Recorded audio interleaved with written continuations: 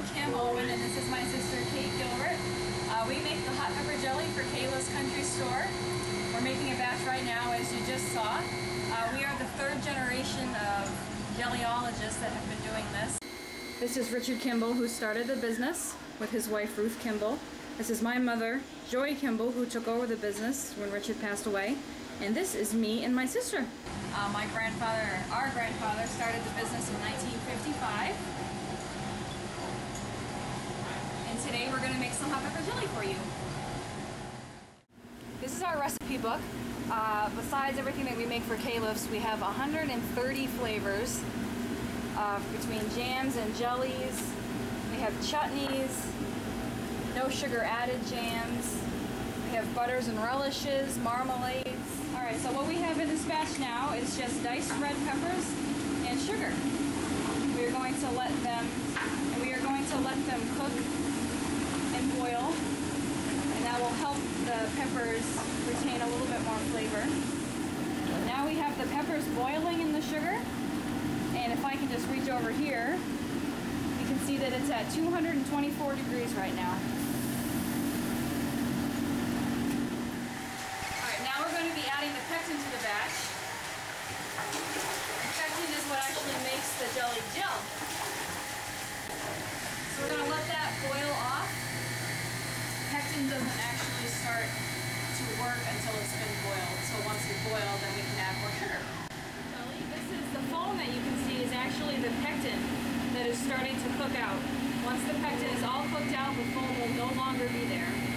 And that is the point at which we can start adding more sugar. Now we're going to add the sugar. These bags of sugar are each 50 pounds each.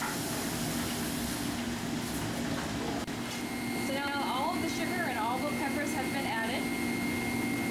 All that's left now is to boil it to 222 degrees, and then we can start filling it into jars. Alright, this is the citric acid. It's the last thing that goes in the batch. When you cook fruit, the pH changes, so when you add citric acid or lemon juice, because citric acid is the exact same thing as lemon juice except that it's more concentrated, it brings the pH back up, thus increasing the flavor of the fruit that was actually there to begin with.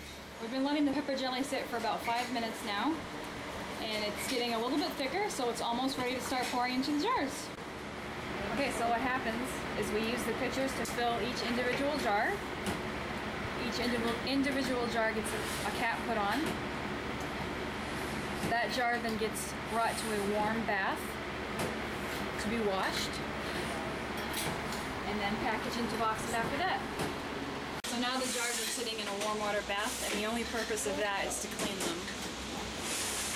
They get sealed from the heat of the jelly, which is 222 degrees, and the jar also gets sterilized as well. Thank you, girls. It's been a wonderful afternoon playing in the jelly factory.